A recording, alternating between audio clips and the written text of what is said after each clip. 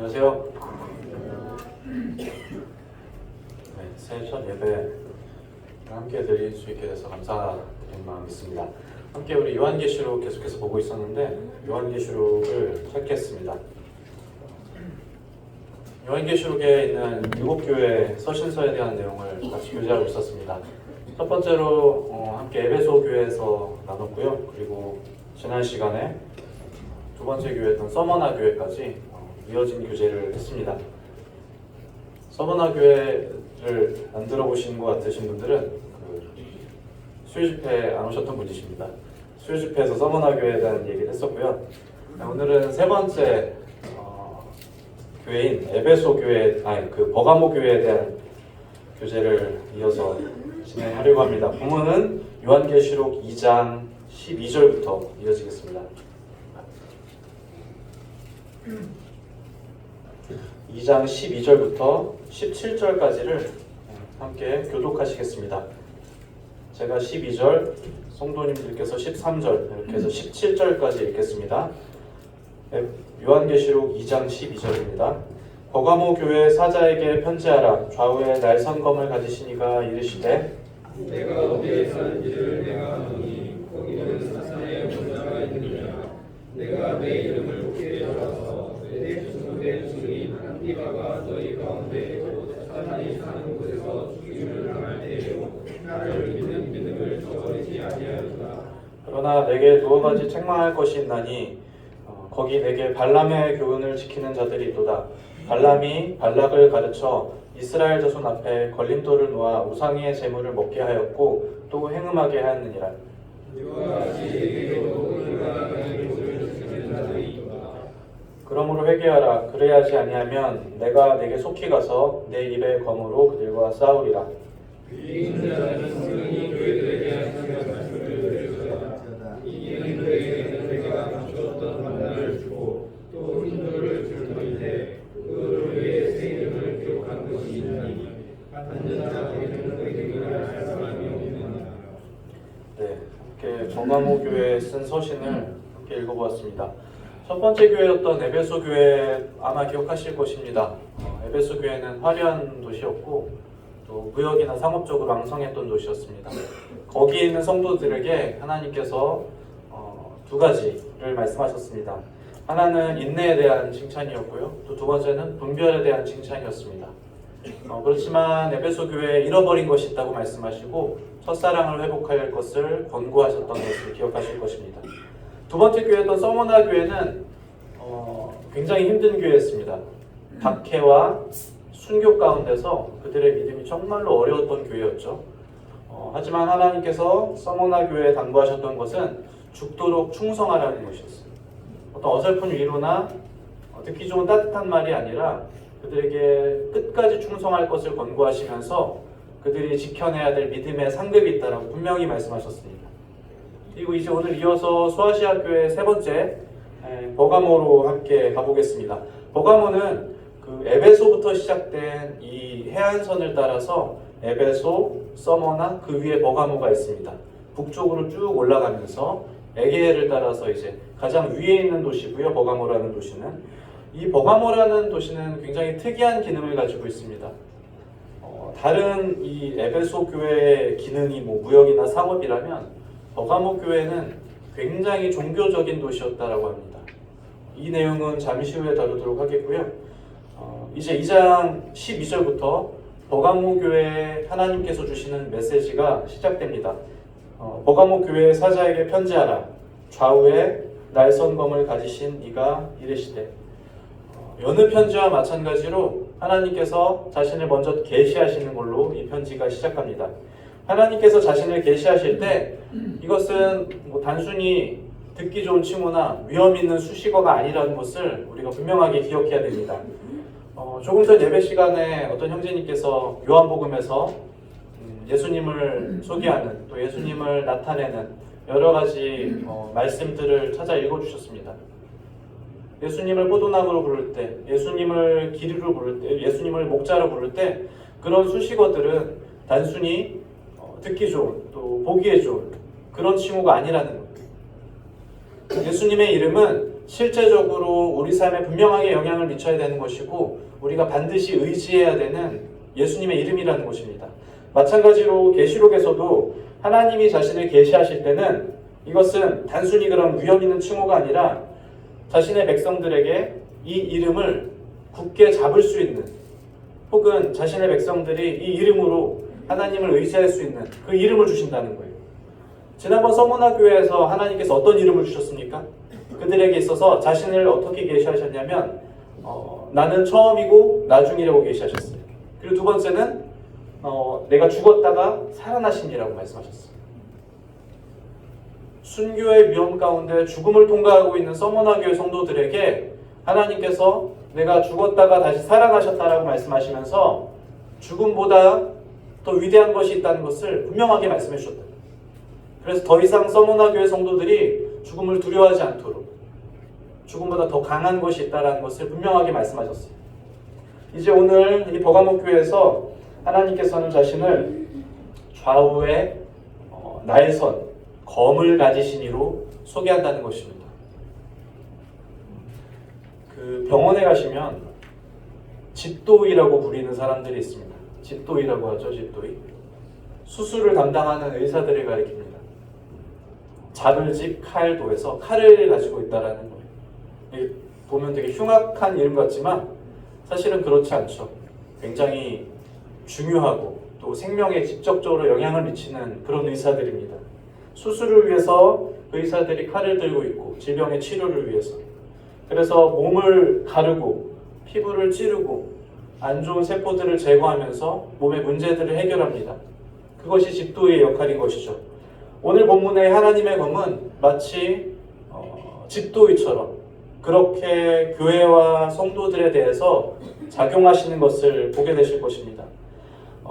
위에 올라가시면 계시록 1장 16절에서 이 검에 대해서 다시 한번 조명해 주십니다.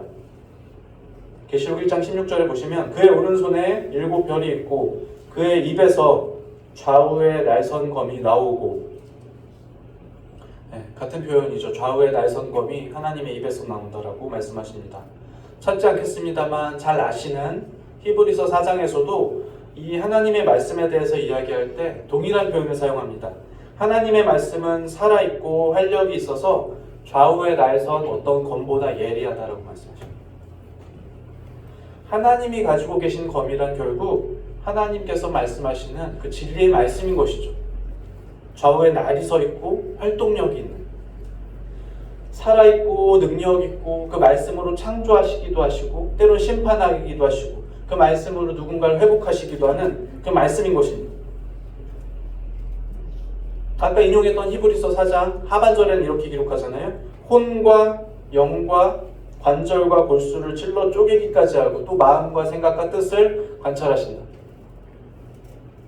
마치 의사의 칼이 우리 몸을 어떻게 들어옵니까? 우리 몸을 가르고 우리의 몸을 찌르고 그렇게 우리 몸의 문제를 제거하는 것처럼 하나님의 말씀이 우리 마음에 그렇게 작용한다는 거예요.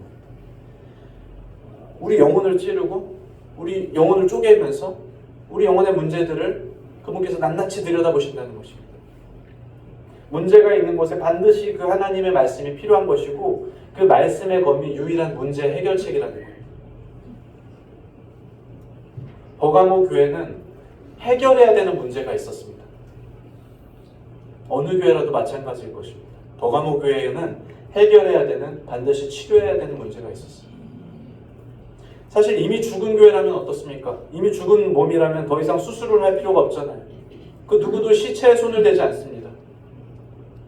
그렇지만 버가모 교회는 살아있었고 살아있기 때문에 어려움을 겪고 있었어요.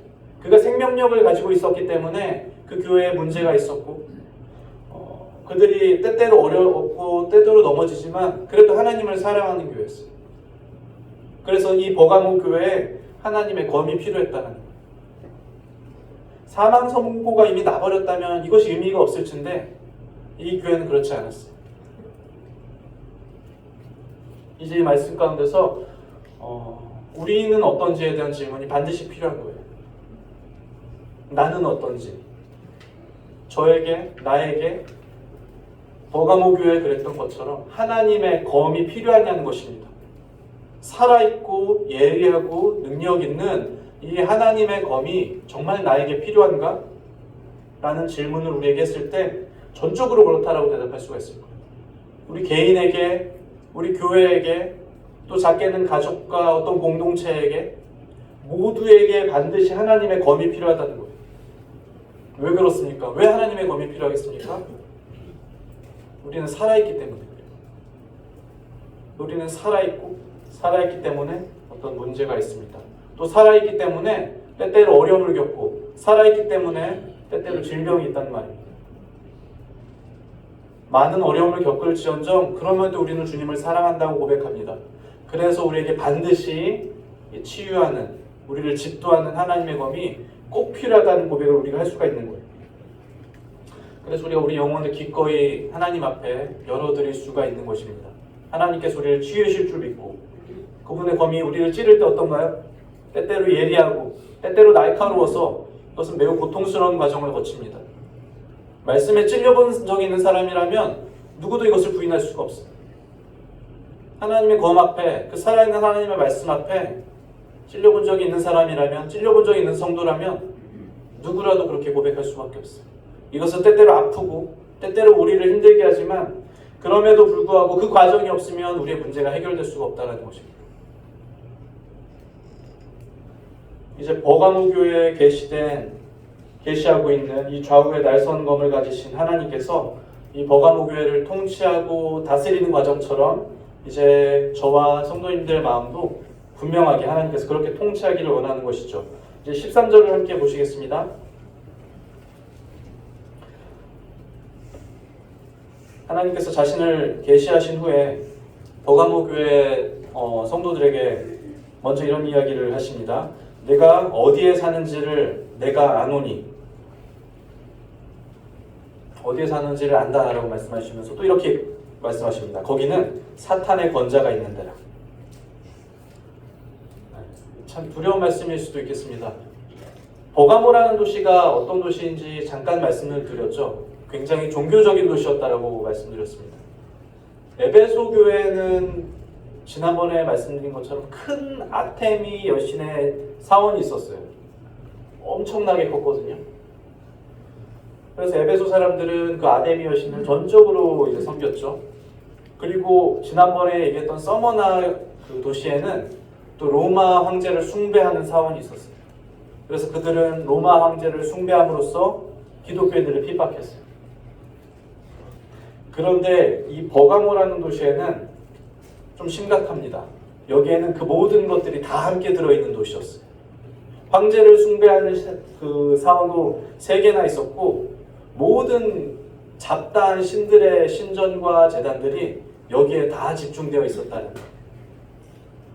이것을 종교라고 표현하지만 사실은 우상 숭배하는 거점이었던 거죠. 뭐 제우스의 사원, 또 뭐 아테네 여신, 술의 신 디오니소스, 뭐 다양한 막 그리스 로마 신화에 나오는 수많은 사원들이 여기 있었다라는 거예요. 심지어 이 버가모 도시에서 발견된 어떤 사원의 비문에는 이런 문구가 적혀 있었어요. 알지 못하는 신에게. 무슨 신인지도 모르는 그런 신의 제단이 존재할 만큼, 제가 예전에 얼핏 듣기로 뭐 일본에는 신의 개수가 1억 개가 넘는다고 그러더라고요. 무슨 신 다 있었다 그러던데, 지금 이 버가모는 그런 도시였다라는 거예요. 얼마나 종교적이었는지, 바꿔 말하면 얼마나 우상숭배의 진심이고 열정이었는지를 잘 알 수가 있어요. 그래서 거기에 대한 하나님의 진단이 무엇입니까? 이 도시에 대한 하나님의 진단이 거기는 사탄의 권자가 있는다는 거예요. 버가모는 사실 정말 대단한 도시였잖아요. 이 모든 재단들이 거기 있으려면 그 모든 물질들이 거기로 모였을 것이고, 수많은 참배하는 사람들과 얼마나 많은 사람들이 이 도시에 집중됐겠습니까? 종교적이었고 화려했을 것입니다. 사람들이 누구나 이 도시를 방문하길 원했을 것이고, 이 도시에서 행해지는 수많은 제사를 경험하길 원했을 거예요. 물론 믿지 않았던 사람들이. 요즘 말로 그 핫플이라는 말이 있거든요. 핫플레이스라는, 요즘 젊은 친구들이 많이 가는 식당이나 뭐 어떤 관광지를 핫플이라 그래요. 버가모가 지금 핫플이었던 거예요. 이 고대 그리스 시대. 사람들이 버가모를 보면서 경외감을 느끼고 위대하다고 찬양했는데, 그런데 중요한 것은 무엇이냐면 버가모에 대한 하나님의 진단이 무엇이냐는 거예요. 그 도시에 대한 하나님의 평가는, 거긴 하나님의 평가는 무엇이냐면 사탄의 권자가 있는 곳이다. 창세기 13장에서 아브라함과 롯이 거주할 땅을 찾는 장면을 기억하실 거예요. 소돔과 고모라를 보면서 롯이 이렇게 고백했어요. 여기는 에덴 동산 같다. 애굽의 땅과 같다라고 고백했어요. 그래서 롯은 소돔과 고모라를 선택합니다. 그 땅이 롯의 눈에 그렇게 보였기 때문에. 그렇지만 하나님의 진단은 결코 그것이 아니었던 것을 기억하실 것입니다. 하나님은 소돔과 고모라를 보면서 심판받아 마땅한 도성이라고 말씀하셨고, 죄악이 심히 무거운 땅이라고 그러셨어요. 이것이 정확한 하나님의 진단인 것입니다. 이제 오늘 우리가 살고 있는 이 땅에 대한 하나님의 진단이 무엇인지를 우리가 집중해야 된다는 것입니다. 베드로후서 3장에 이제 하늘과 땅은 동일한 말씀으로 불사르기 위하여 보호하신 바 되어 경건하지 아니한 사람들의 심판과 멸망의 날까지 보존하여 두신 것이라. 이것이 오늘 우리가 살고 있는 이 땅에 대한 하나님의 진단이에요. 유례없는 문명의 발전이라고 사람들이 찬양하고 노래 부르고 인류의 위대함을 증명하려고 하지만, 하나님의 진단은 이 땅이 멸망하기 위해서 잠깐 간수하신 바 됐다라는 거예요. 우리가 오늘날 처해 있는 위험이 바로 이 버가모 땅과 같습니다. 버가모 교회 성도들과 같은 것. 특히 자라나고 있는 우리 청년들, 또 미래 세대, 그리고 이제 어린 친구들에게, 학생들에게 정말 심각한 위험이 도래하고 있어요. 그것이 무엇이냐면 수많은 문화나 매력적으로 보이는 것들이 이제 우리를 가득 둘러싸고 있다는 거예요. 우리 마음을 빼앗기 위해서 너무나 혈안된 것들이 너무 많아요. 그것이 매체가 됐든 문화가 됐든 또 어떤 가치관이 되었든 수없이 많은 것들이 우리 눈에 너무나 매력적으로 보이고 그것들을 추종해야만 될 것 같고, 그런데 우리가 분명히 명심해야 됩니다. 그것들에 대한 하나님의 진단이 과연 무엇인지, 그 모든 것들에 대한 하나님의 평가가 과연 무엇인지, 그것이 정말로 우리가 집중해야 되는 부분이라는 거예요. 그것이 무엇이 되었든 간에 우리의 꿈이나 비전이나 내가 사랑하는 것이나 내가 즐기는 것이나 뭐라도 상관없어요. 세상에서 얼마나 그것들이 매력적으로 찬양하고 얼마나 위대한 모양을 가졌든지 상관없습니다. 그렇지만 그것에 대해서 하나님이 어떻게 말씀하시는지가 정말 중요한 부분이다. 우리 영혼을 집도하시는 하나님께서 어떤 것을 보시더라도 만약에 그것을 제거해야 된다라고 판단하신다면 그것은 정말로 무가치한 것이 된 것입니다. 그렇지 않습니까? 하나님께서 이것을 가치 없다라고 판단하시면 그것은 실제로 무가치한 거예요. 13절 하반절을 보시겠습니다. 이제 이 사탄의 권자의 도시, 버가모 도시에 사는 버가모 교회 성도들에게 하나님께서 두 가지 칭찬을 말씀하십니다. 첫 번째는 내 이름을 굳게 잡아서 내 충성된 증인 안디바가 너희 가운데 곧 사탄이 사는 곳에서 죽임을 당했다라고 말씀하세요.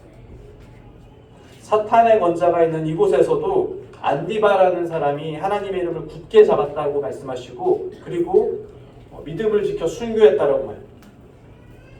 버가모에 충성된 증인이 있었다라는 거예요. 이 안디바라고 기록된 사람은 하나님 보시기에 정말 충성된 사람이었던 것 같습니다. 이 안디바라는 이름은 사실 여기서만 등장하거든요. 이 사람이 유일하게 여기에 기록되어 있기 때문에 그가 어떤 삶을 살았는지 사실은 우린 정확히 알 수가 없어요. 어떤 삶을 살았는지, 목회자였는지, 혹은 어떤 사역을 했는지 정확히 알 수는 없습니다. 다만 초기교회 신학자였던 터툴리안이라는 사람이 이 안디바에 대해서 기록하기를 그가 석공이었다라고 기록합니다.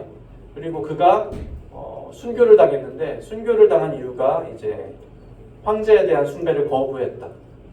또 어떤 문헌에서는 그가 석공이었는데 이방 신상 만들기를 거절했다. 여러 가지 이야기가 있습니다만 어쨌든 성경에 기록되지는 않았기 때문에 정확히 알 수는 없어요. 이 사람의 삶에 대해서. 오늘날 누구도 이 안디바라는 사람의 삶에 대해서 모른다는 거예요. 이 사람은 어떻게 보면 역사 속에서는 잊혀진 사람인 것이죠. 이름만 남아있고 그렇지 않습니까? 그런데 정말 중요한 게 그게 아니라는 거예요. 정말 중요한 건 뭐냐면 버가모에 대한 진단이 세상과 하나님의 시야가 완전히 다른 것처럼 이 안디바에 대한 진단도, 안디바에 대한 평가도 그런 거예요. 세상은 안디바를 기억하지 못할지언정 하나님께서는 분명하게 그를 충성된 증인이라고 고백하신다. 계시록 1장 5절에 예전에 인용했던 말씀인데 또 충성된 증인으로 죽은 자들 가운데서 먼저 나시고 땅의 임금들의 머리가 되신 예수 그리스도라고 기록합니다. 예수님을 가리킬 때 충성된 증인이라는 표현을 썼는데 지금 안디바에게 이 표현이 전가된다는 거예요. 얼마나 영광스러운 표현인지 아시겠습니까? 안디바가 어떤 삶을 살았는지 모르겠습니다. 그런데 하나님 보시기에 정말 위대한 삶을 살았던 거예요. 사람의 인정은 참 달콤해요. 사람의 칭찬은 정말 달콤하잖아요. 사람들이 이렇게 높여주고 인정해주고.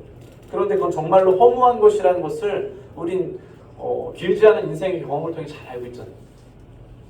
사람들의 평가와 격려가 실상 우리 삶의 원동력인 것 같지만 그런 것들은 어때요? 안개처럼 보이지도 않고 다 흩어져 버리는 거예요. 그것들은 영원하지도 않고 그것들은 우리의 태도에 따라 쉽게 변하는 인정과 평가들입니다. 그것들을 사모하는 인생은 얼마나 불행하고 얼마나 제한적이겠습니까? 누가복 찾지 않겠습니다만 누가복음에 기록되어 있는 부자와 나사로의 이야기를 인용하겠습니다. 부자는 누가복음에 기록하기를 자색 옷을 입었다 그러고, 자색 옷은 어떤 옷입니까? 이 왕위를 상징하는, 굉장히 권위를 상징하는 옷이죠. 부자는 자색 옷을 입었다고 하고, 그리고 고운 베옷을 입었다 그러고 날마다 호화롭게 즐겼다라고 기록해. 알고 있는 것처럼 부자는 지옥에 갔습니다. 그런데 부자의 이름이 무엇입니까? 예수님도 그 사람을 그냥 부자라고 불렀어요. 세상에서 얼마나 화려하고 인정받는 삶을 살았겠습니까? 누구도 그 사람의 이름을 모르는 사람이 없었을 거예요. 이름 한마디, 이름 몇 글자였는지 모르겠습니다. 우리나라로 따지면 3글자, 이름 3글자 말하면 모르는 사람이 없었을 거예요. 세상에선 그런 사람이었어요. 그가 이 땅을 떠난 뒤에 그는 결국 어떻게 됐습니까? 이름도 없는 죄인이 되는 거예요. 나사로는 그렇지 않습니다. 나사로는 이 땅에 사는 동안 고통받고 어려운 삶을 살았지만 그의 믿음을 지켰어요. 그래서 그는 천국에 있었잖아요. 예수님께서 그의 이름을 불러주셨어요. 하나님이 기억하시는 인생, 하나님이 인정하는 인생은 이런 거예요. 하나님께서 기억하실 때, 안디바처럼 하나님께서 이 사람을 기억할 때 이것은 변하지도 않고 이것은 없어지지도 않고 이것은 일시적인 게 아닙니다. 이것은 반드시 천국에서도 하나님께서 인정해 주시는 칭환입니다. 저도 그렇지만 저희 자녀들도 그렇고 또 성도님들도 그렇고 이것을 사모하기를 간절히 원합니다. 말씀하셨던 것처럼 잘하였도다 착하고 충성된 종아. 우리가 이것을 들을 수 있다면, 우리가 주님 만날 때 별거 아닌 삶을 살았지만 이 말을 들을 수 있다면 그것이 얼마나 가치가 있는 삶이겠습니까? 때때로 우리가 신앙의 길을 간다는 것은 그렇죠. 남들이 우리 마음을 몰라주기도 하고 남들이 내 수고를 몰라주는 경우가 훨씬 더 많습니다. 내가 이해하는 것들이나 내가 용서하는 것들이나 내가 남몰래 기도하는 것들을 어떻게 알아주겠습니까? 대부분이 아마 그럴 것입니다. 그렇지만 주님이 기억하신다는 거예요. 주님이 안디바의 인생을 기억하시고 주님이 한 사람 한 사람 성도들의 인생과 기도를 기억하신다는 거예요. 우리가 영원한 인정, 이것을 사모하기를 원합니다. 두 번째 이 버가모 교회에 대한 격려는 이어져서 나오는데 안디바가 너희 가운데서 사탄이 사는 곳에서 죽임을 당했다라고 하죠. 그런데 그 와중에 이 버가모 교회 성도들도 믿음을 지켰어요. 안디바가 죽임을 당할 때에도 나를 믿는 믿음을 저버리지 아니하였도다. 옆에서 안디바가 순교가 당하는 이 상황을 마주할 때 이런 경험이 없어서 잘 모르겠습니다. 정말로 충격적이었을 거예요. 버가모 교회 성도들에게는 이것이 믿음의 존폐를 결정해야 되는 정말로 중요한 사건이었을 것입니다. 실제로 많은 사람들이 떠났을 수도 있어요. 그러나 기록하기로 대부분의 성도들은 하나님을 믿는 그 믿음을 저버리지 않았다라고 기록하잖아요. 충성된 증인 안디바가 처형당했을지라도 성도들이 흔들리지 않고 그 믿음을 지켜냈다라는 거예요. 우리가 잘 알고 있는 것처럼 순전한 금을 추출하기 위해서 반드시 뜨거운 불이 필요합니다. 그래서 다른 모든 불순물들을 녹여가면서 순전한 그 정금을 얻으려고 하는 거예요. 사도 바울도 시험에 대해서 이렇게 얘기하잖아요. 사랑하는 자들아 너희를 연단하려고 오는 불시험을 이상한 일 당하는 것 이상히 여기지 마요. 시험을 불이라고 표현한 이유는 그것을 통해서 반드시 정결한 금이 탄생하기 때문입니다. 어려운 가운데서 순전한 믿음이 드러난다는 거예요. 제가 남서교회를 그렇게 오래 다니진 않았지만 앞에 있는 성도님들만큼 그렇게 오래 다니진 않았지만 그래도 여기서 성도님들의 여러 간증을 들었습니다. 형제님들께서 간단해서 하시는 간증도 들었고 또 부친님들, 모친님들 일상생활에서 들려주셨던 간증, 또 청년들의 어떤 간증, 여러 다양한 형태의 삶의 모습들이 있잖아요. 근데 그 모든 간증 가운데 공통된 요소, 또 유일한 요소 무엇이냐면 이거예요. 어려운 가운데 강해진다는 거예요. 이것은 정말로 불변의 법칙이잖아요.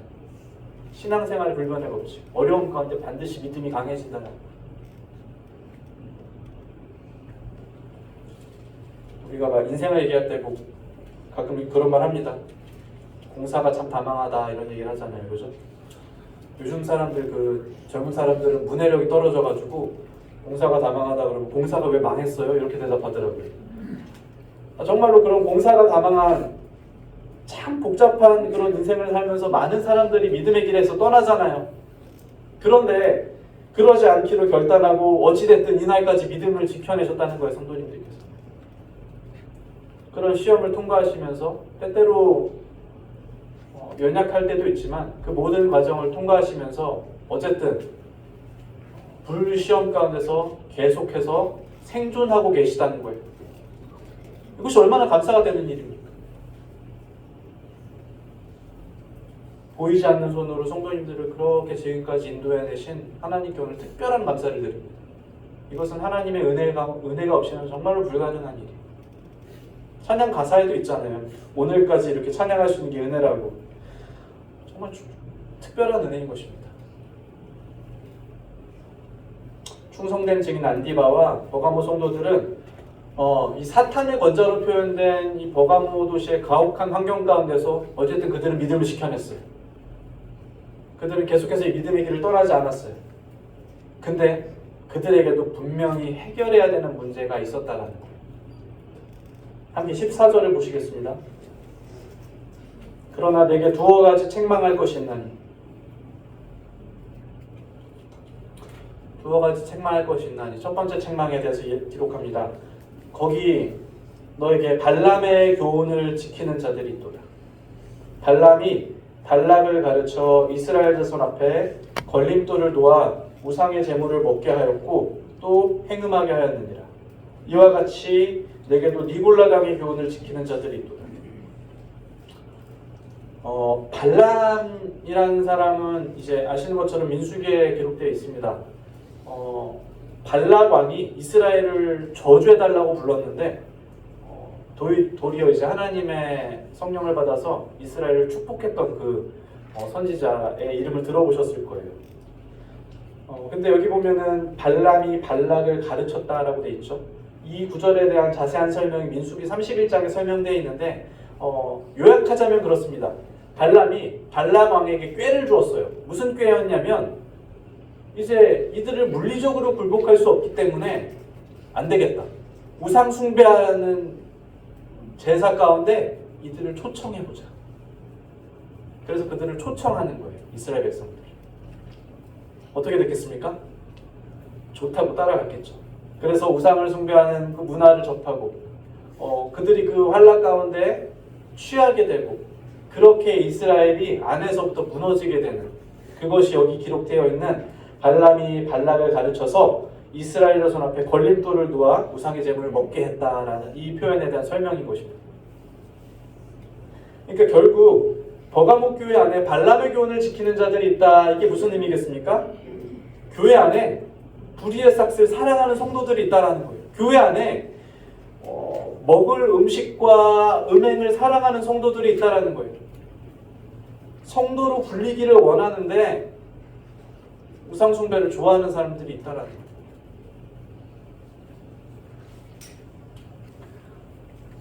당시에 이 이방인 신들에게 드리는 이 제사라는 것은 단순한 제사를 의미하지 않았습니다. 이것은 이 제사라는 것은 우상의 제물을 먹는 행위도 반드시 동반될 뿐더러 성매매를 동반한 그런 성적인 타락도 반드시 동반되는 제사였어요.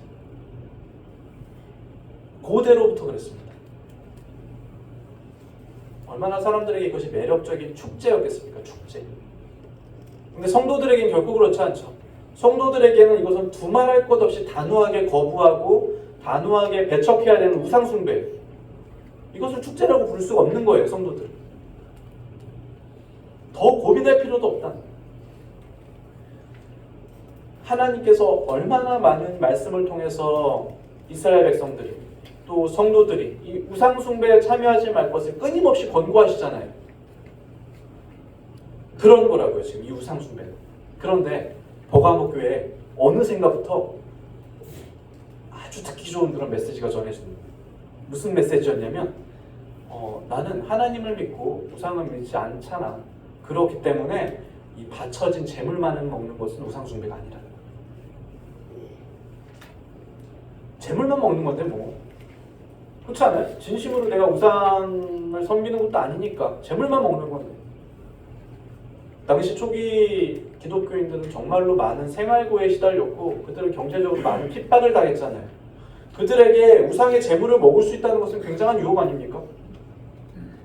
그런데 재물은 먹어도 된다는 거예요. 우상에게 절만 안 하면. 그래서 듣고 보니 어때요? 일리 있잖아요, 그죠? 그래서 한 명, 두 명이 이 재물을 먹기 시작하는 거예요.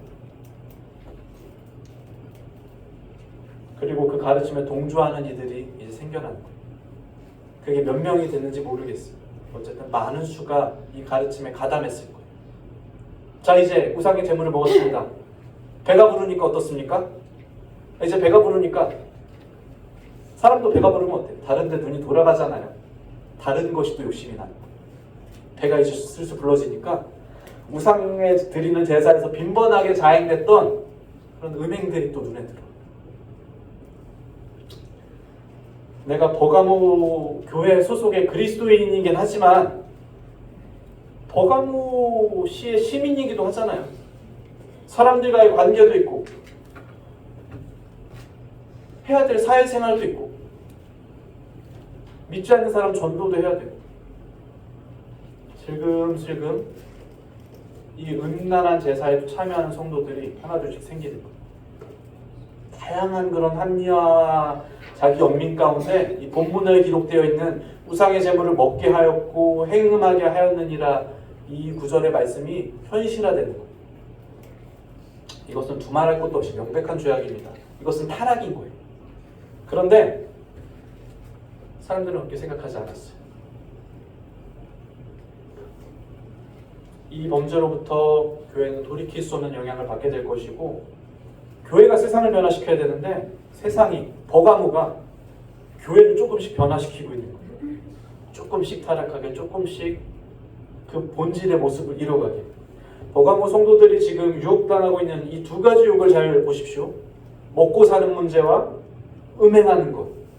이것은 틀림없이 이 땅에도 존재한다는 거예요. 지금 저한테도 존재한다는 거예요. 이 유혹이. 저뿐만 아니라 모든 성도들에게, 이 땅에 발을 딛고 있는 우리들에게 이 유혹이 분명하게 존재한다는 거예요. 먹고 사는 문제와 음행하는 것. 이걸로 인해서 분명히 믿음이 오염되고 분열하게 되고, 또 실제로 우리는 그런 사례들을 많이 보았지 않습니까? 여기에 대한 하나님의 진단은 또 무엇입니까? 이 문제에 대한, 이 버가모 교회에 대한 문제에 대한 진단은 16절을 보시면 그러므로 회개하라. 더 두말할 필요도 없어요. 여기에 뭐 어떤 다른 위로나 이런 것들이 필요 없습니다. 보시는 것처럼 단호하게 회개하라. 돌이키라는 것입니다. 중단하고 거기서 멈춰서서 왔던 길로 돌아가라는 거예요. 공존하거나 같이 갈 수 있는 게 아닙니다. 이것은. 이것과 어떻게 손을 잡고 잘 같이 가보자? 불가능하다는 거예요. 오늘날 잘못 선포되어지는 수많은 기복신앙에 근거한 메시지들이 있습니다. 하나님 믿으면 잘 살아야 되고 하나님 믿으면 잘 될 것처럼 듣기 좋고 따뜻한 얘기들로 인기를 얻으려는 그런 목회자들이 있다라는 거예요. 동성혼을 비롯해서 성경에서 분명하게 죄악이라고 말했는데 왜 교회에서 그것들을 죄가 아니라고 세탁하고 세상과 슬그머니 섞이려고 한다? 천국은 가고 싶은데 즐기면서 가고 싶다라는 거예요. 이것은 두말할 필요도 없이 오염된 신앙. 하나님께서 분명하게 말씀하신 것입니다. 그러므로 회개하라. 진리를 벗어난 이 모든 것들에 대해서 우리가 틀림없이 회개해야 된다는 거예요. 이 회개에 대한 이야기는 에베소 교회에서도 나왔어요. 제가 그래서 그때 이 회개에 대한 부분을 분명히 말씀드렸던 것으로 기억합니다. 그때도 이렇게 말씀드렸어요. 회개는 그냥 방향을 조금 수정해서 가는 게 아니고 분명히 거기서 멈추고 중단하고 돌아서야 된다는 거예요. 이제 이 회개라는 이 준엄한 말씀 가운데서 하나님께서 분명하게 이 영적인 싸움에서 승리한 이들에게 보상을 또 말씀해 주실 것입니다. 17절에 보시겠습니다.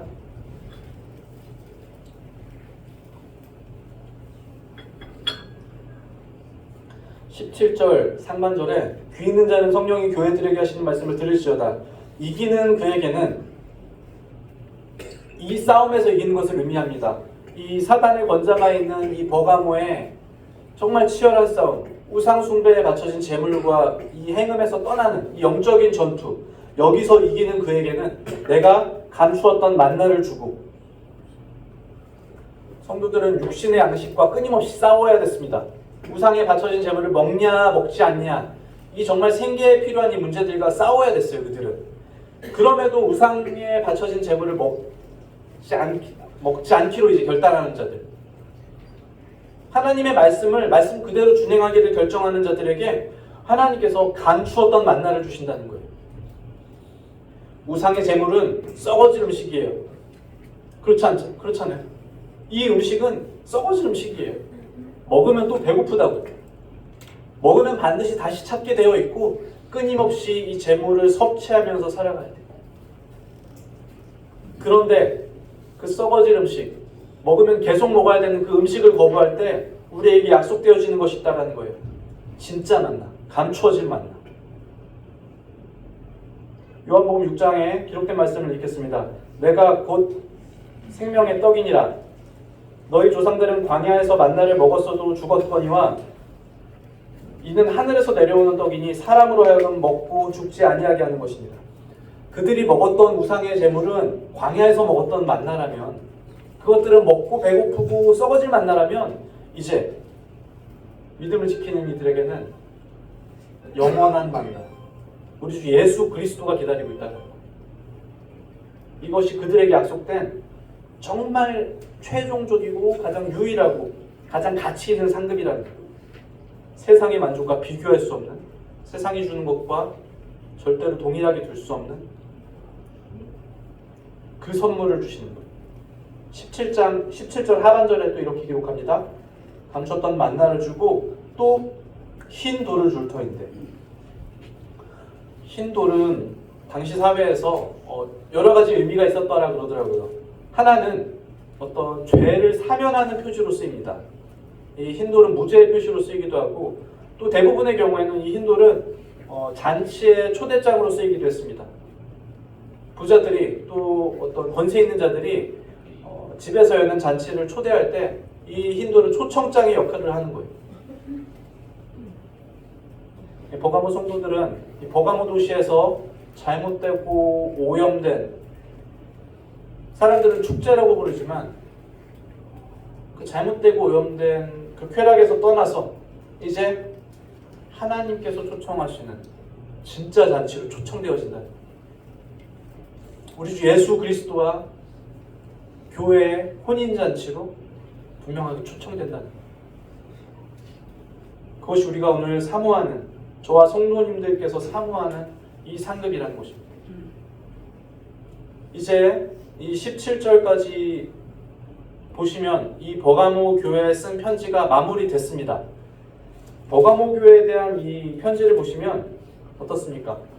편지 안에 이 교회 모습 가운데 두려움 없이 하나님께 순종하는, 순교를 불사하고 순종하는 그런 신앙이 있는가 하면, 또 어떤 부분에는 우상을 섬기고 또 행음을 하기를 원하는, 또 이런 현실이 공존하잖아요. 이 교회 가운데. 참 아이러니하기도 한데 사실은 이게 현실인 것 같아요.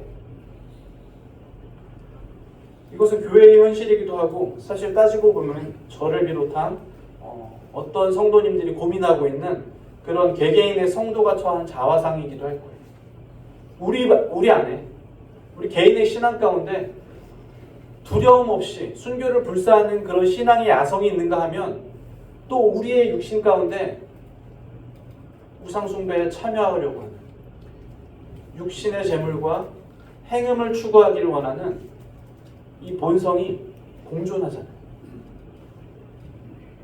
이것은 버가모 교회의 모습일 뿐만 아니라 사실은 저와 또 저를 비롯한 연약한 오늘날 성도들의 자화상이기도 할 거예요. 근데 버가모 교회에 필요한 것이 무엇이었습니까? 하나님께서 버가모 교회에 무엇을 계시하셨습니까? 하나님의 검이었어요. 버가모 교회는 정말로 하나님의 검이 필요했어요.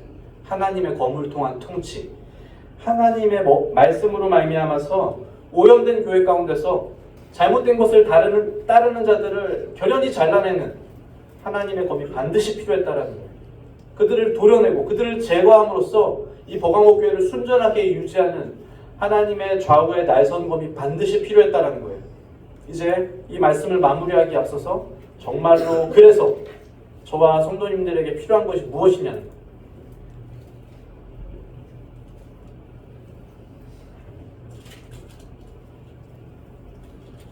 저와 성도님들에게 정말 필요한 것은 무엇입니까? 아까 말씀드린 것처럼 그것이 정말로 하나님의 검이라는 것입니다. 살아있고 능력 있는 하나님의 말씀.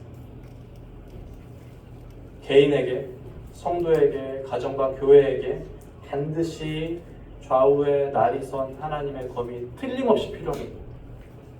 이것이 영혼을 쪼개고 가르고 골수를 찔러 쪼갤지언정 그것이 없으면 우리의 문제는 해결되어지지 않는다는 거예요. 우리가 살아있기 때문에 이것이 필요하다는 거예요. 우리가 죽었다면 이것은 필요 없습니다. 제가 죽었더라면, 제 믿음이 완전히 죽었더라면 하나님의 검은 필요하지 않아요. 성도님들도 마찬가지일 것입니다. 그렇지만 우리는 살아있어요. 살아있기 때문에 어려움을 겪고, 살아있기 때문에 우리 병에 걸립니다. 살아있기 때문에 우리 때때로 연약하고 힘들어요. 그래서 우리가 하나님의 검이 필요하다는 거예요. 능력 있는 하나님의 말씀. 그분의 말씀 가운데서 그래서 우리 가운데 오염되고 부패되어진 모든 잘못된 신앙을 반드시 제거하시길 바랍니다. 우리의 영혼을 기꺼이 하나님 앞에 내려놓고 우리의 집도의가 되시는 하나님의 검, 그 칼 앞에서 우리가 완전히 치유되기를 원합니다. 함께 기도하겠습니다.